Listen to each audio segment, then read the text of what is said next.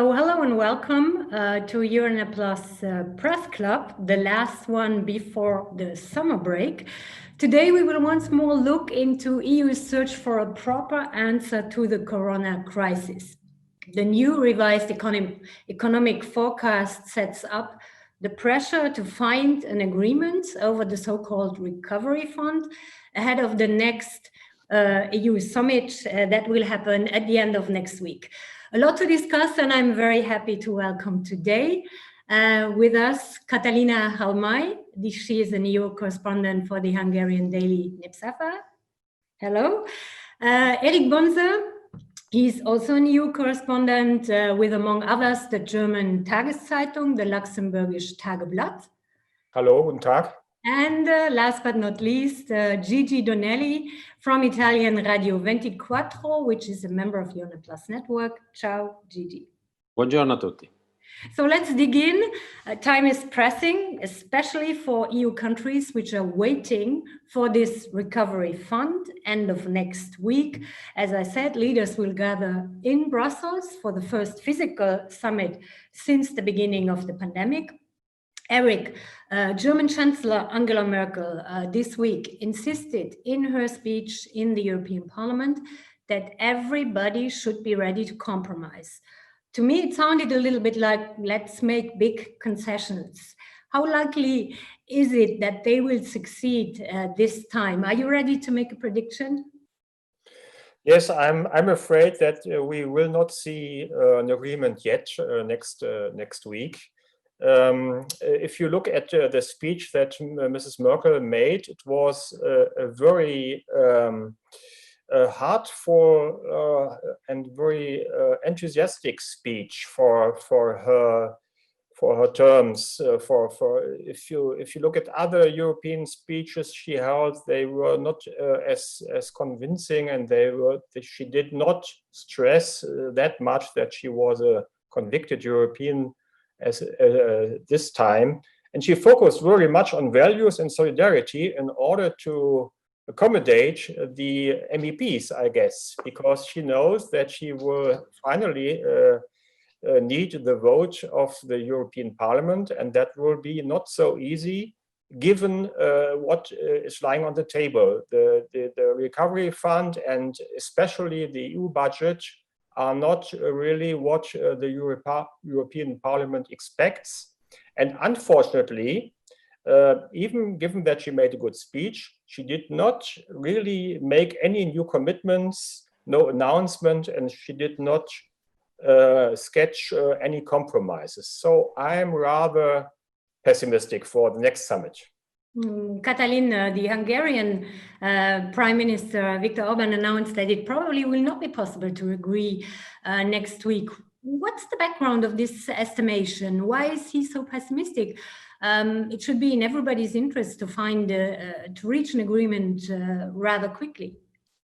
I think there are two things we have to emphasize. One is that Orban maybe understands how difficult to bridge the gaps between different member states, between the Visegrad 4 countries or Eastern and Central European countries with other member states of the European Union. The second thing, I think that Orban doesn't used to say very nice things about the European Union. So if he say that, okay, guys, we will have an agreement this weekend, that wouldn't fit the narrative Orban uses usually about the European Union. So maybe let's look a little bit more into the details. As Erik said, Angela Merkel was rather vague on all the details. One of the controversial issues is the volume, of course, of the package. Angela Merkel, during her speech, was referring a lot to the 500 billion France and Germany were proposing. The Commission has proposed 250 billion more for this recovery fund. Gigi, Italy and Spain both said that they would rather set up their demands, also referring to the latest figures of the Commission of this economic forecast. So I guess less is not an option for Italy, for example. Well, It's not an option, but I think that Italy is very well understanding that it's not writing the deal or the agreement. So there is, let's say, a very physical debate, and we have the impression that it's going to be even harder in the next few days, as much as we go close to this meeting. As Eric says at the very beginning, I mean, there is nothing written yet, and we all know that the mechanism of vote within the European Union are made to make choices that are shared.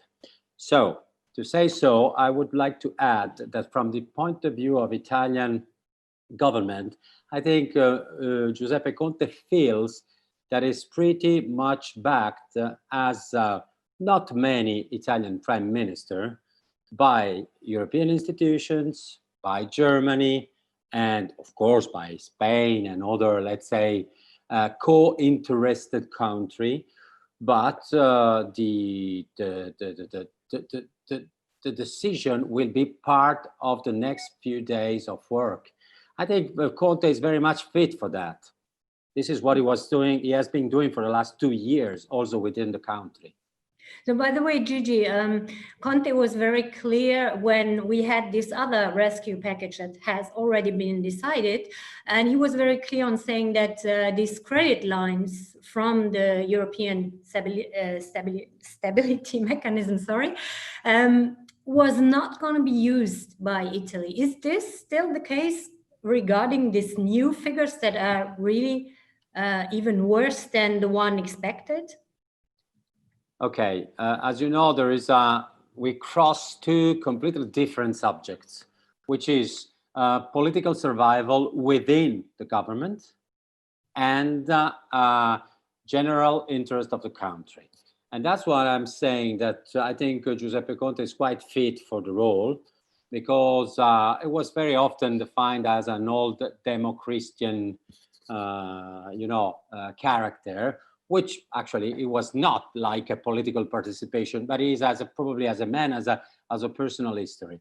So I wouldn't say that Italy won't accept any credit line as much as I don't see it. I think the result is to bring home as much as possible and then to solve the question within. Katalin, is the volume of the package even a topic for Viktor Orban, for the Hungarian government, or is that something that's not discussed a lot? It is not discussed a lot. Orban says that he agrees with the proposal of the Recovery and Resilience Facility because the European Union has to support those member states who face this crisis the most. He doesn't like the part of this resilience facility which would go to the loans, because he doesn't want Hungary to be indebted to death, as he says it. The most important thing for the Hungarian government and for some other Eastern Europeans is the cohesion money, the conditions attached to the EU resources, and of course the rule of law conditionality and the agricultural money. So I think he's most focused on these issues and not so much with the Recovery and Resilience Facility. And the money for agriculture has been, the amount has been risen, so that must be something he liked. Eric, what will the Germany's position be when we listen to Angela Merkel in the European Parliament? She talked a lot about these 500 billion. She didn't talk very much about the 750. And I believe you wrote on your blog, that's where we will end with the 500. Exactly. So that was really striking. She never mentioned the 750 billion sum, but she just talked about the 500 billion proposal that she made together with President Macron. And she is not alone, by the way. The German finance minister, Olaf Scholz, publicly said that that will be the final line, that will be the end result, that will be the compromise. And I guess that he is not far from reality. I guess that we will see that the EU budget proposal will be lowered. If you look at what President Michel proposed this afternoon, he already lowered the EU budget. And finally, in the final move, but I do not expect it for the next weekend to come, but really in the final move, we will see that the recovery fund will not stay at 750 billion, but be lowered. And perhaps in the end, we will end at 500 or 600 billion. The crucial question finally is whether they will reach it out as credits or as grants. So that's still in discussion. Yes, of course, that's one of the main questions. And of course, the southern countries, such as Italy, are asking for loans, for grants, sorry, even saying that loans is something they don't need and they can't really use. So, Gigi, what is your take on that? What do you expect when it comes to the ratio loans and grants? Do you want to develop on that? Loans and grants. Well, in this moment, I mean, there is one of the two words is a very burning subject. And once again, the point is not necessarily symbolic, but with a strong element of symbolism within. Because as we say, we have a important part, which by the way, it by the polls could be the majority of the country. So the one that now is in the opposition, that is talking about the fact that Italy is going to be, well, Italians of future generation will be crushed by this wave. So of course you can imagine, and I think I am a little bit more optimistic than Eric, but probably less informed, that the idea that the German Chancellor and let's say many European big countries are very well understanding that they play a money game, but also a very political one. Because Italy, it's, well, I wouldn't say too big to fail, just to quote a book, but it could really change the balance of some of Europe in a way at the long distance. So I am thinking, of course, it will be a point of let's say dissent from the original. I might say, when Eric said that probably will be 600 or something, that could be the point of a mediation by two different needs. And that would be also presentable to Italian publics. So I guess it's also all about the conditions. We will come to that right away. But before that, I'd like to come back to Eric by asking him, do you think this package proposed by France and Germany, this 500 billion, was it really a U-turn in the German policy? Is it a German bye-bye to austerity? What do you expect from that? Because it came quite as a surprise. Yes, it marks a U-turn, at least for Mrs. Merkel. But you have to consider the finance minister too. Mr. Scholz was much more in favor of this kind of pro-European fiscal policy. And I think that finally, and that he made some changes, he has new advisors and so on in his ministry. And I think that his point of view finally gained the course, finally was the strongest. And Mr. Macron pushed very much. He pushed very much. That's what I heard in Berlin. He really wanted this agreement, but there are many strings attached. You already mentioned the conditionality, and on the other hand, it will be a one-off. It will be an exceptional measure, and Mrs. Merkel is already pushing for a quick end of this exceptional effort. and she's talking about 2022 or something like this. And afterwards, nobody knows what is going to happen. Huh? If you have to repay the debt very quickly, and you do not have new own resources for the European Union, for the budget, then you will be obliged to pay back by member states' contributions. And if and at the same time you reinstall the Stability and Growth Pact, then you will have a strong push for austerity. That's what I'm afraid of, really. So maybe it's really just a one-off for 1 or 2 years, and afterwards we get back to what we had before, and maybe even worse. Huh? So it's a big gamble, because if in the meantime we have no growth, no economic growth, then we will really be in a mess. Huh? So if this recovery fund succeeds and we can have growth in Italy, in Hungary, in Germany, but also in France and so on, then it will be okay, and we will perhaps even be better off. But on the other hand, if we do not have sustainable growth, and we have to pay back this debt quickly, then it could become very, very dangerous for the survival of the European Union, and especially for the Eurozone. Yeah, maybe I can just give the floor to Gigi quickly here, because the Italian Prime Minister said this week that a weak package would destroy the single market. Is he just being a tough guy here, or do you think that's really an option? I think it's correct. I mean, we have to accept the idea that this construction is not made by single countries, but by markets that they exchange on a basis of a common market. So, for example, of course, we know that the German economy is much stronger and wider than Italian, but the connections are so many.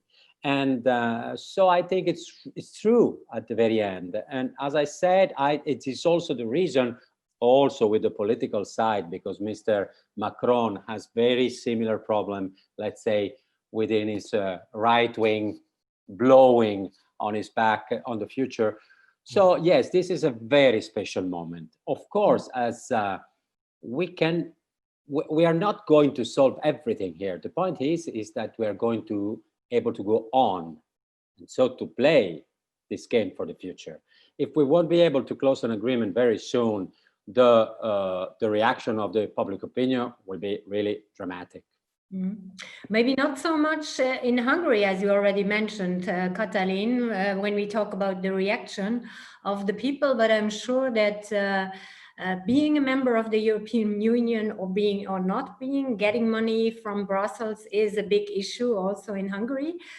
So we talked already about it, the link of the rule of law, of the respect of the rule of law, the link to EU money. That has been a big topic during the last weeks. And today, Charles Michel the Council President, made a new proposal ahead of the summit next week. And he watered down this conditionality. So that must be good news in Budapest. Yes, I think so. It's a good news, but I'm still not sure whether it is acceptable to Hungary or to some other Eastern European countries. Michel watered down the original proposal of the Commission, and by the way, the opinion of the European Parliament is very much similar to the European Commission's opinion. So it goes against the two institutions in a sense that it makes it easier for the member states to block the sanctions if the rule of law breaches achieve a level when the sanction might come. I expect still big debates about the rule of law conditionality in the Council, because the frugal fours and some other member states are sticking to a very, very strict rule of law conditionality. And as I said, I am still not sure whether Mr. Orban or others will be satisfied even with this watered down proposal of Charles Michel. Eric, rule of law was something that was important to Germany, but already in the speech of Angela Merkel, and also in something she said even a week before in a press conference, she said, well, first we do have to have the money, and then we talk about the conditions. So that was already a sign, maybe, that Germany will not really insist on that. What do you think? Yes, I agree with that. In the first place, the rule of law was kind of a German idea, and it was really a priority. But when you watch the program for the German Council presidency, it is somewhere in the middle, lost between other so-called priorities that are not really priorities anymore.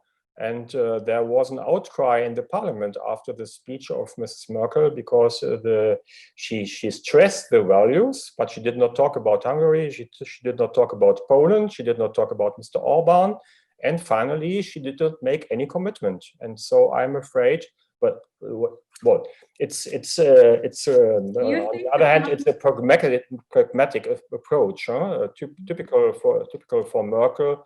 In the first place, she wants to have to budget, and in the second place, she wants to have some conditions. And I think that finally, reforms of the economy, of climate-related reforms, digitalization, and so on, are more important for her than the rule of law. Do you think, maybe to everybody who wants to answer, do you think the parliament will actually, if the proposal stands like it is right now, watered down when it comes to the respect of the rule of law? Do you think the parliament will block, actually will have the courage to block this agreement reached by the leaders?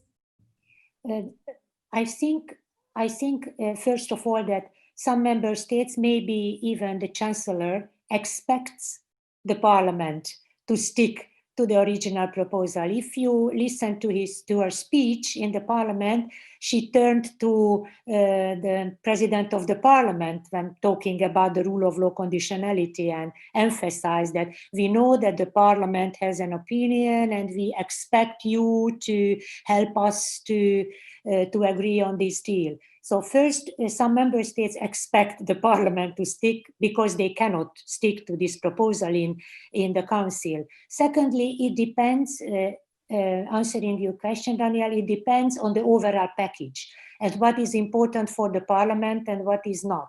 And don't forget that the member states and the leaders of the member states have quite an influence on their MEPs.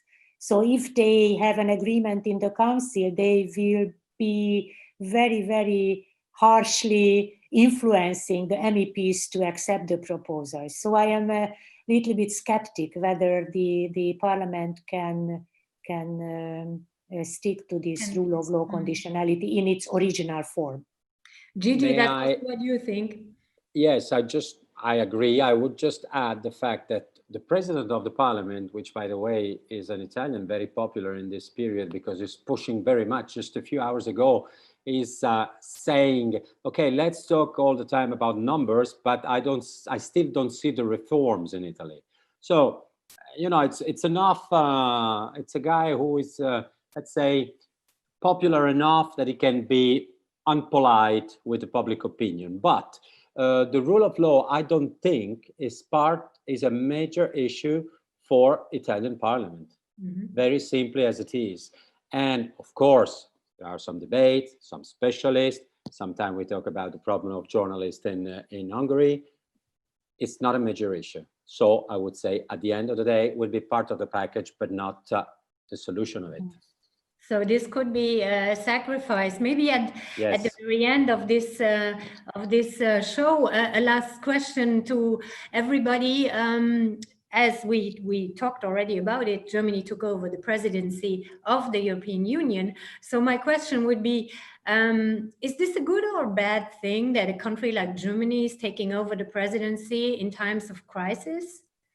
Maybe who wants to start with that? Eric?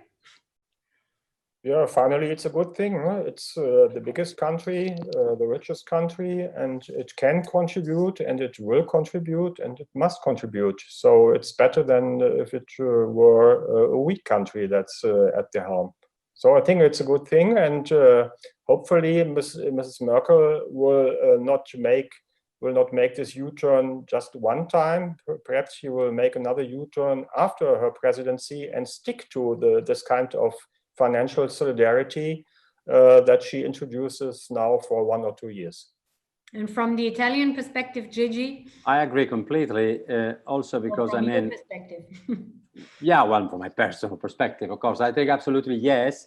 Mrs. Merkel is also, whether we like it or not, let's say, the champion of, I mean, we don't have such big leaders in contemporary Europe to show. And the fact that this connection of the biggest economy, the biggest country as numbers, and the biggest issues, the biggest problem we never had, it's, I think for me, it's not only good, but it's necessary. And what I see is that from my perspective as Italian, that the public opinion is feeling this. From a political point of view, the votes in the parliament, well, this is a completely different story because there are so historical enemies of this idea that Mrs. Merkel is putting forward, and they will stay on their position. And Katalin, from your perspective, Germany as being the president, having the presidency of the European Union right now, good or bad? Yeah, I think it is good. I also agree with the two other speakers. Germany is the most experienced. I mean, the German leadership is the most and Angela Merkel is the most experienced leader in the European Union. She knows where the problem lies, how to solve these problems. And from the Hungarian perspective, I must add that Viktor Orban respects. If there is one leader in the European Union whom Viktor Orban respects, that is Angela Merkel. So let's see what happens in this respect also. We will, of course, we will follow that closely. I'm afraid we are at the end of this press club. I'd like to thank all my guests. Thank you, Katalin. Thank you, Eric. Grazie, Gigi. Grazie. Thank you all for watching. Take care. Have a good summer stay or vacation, and see you soon. Thank you. Bye-bye. Thank you. Bye-bye. Goodbye. Danke. Thank you.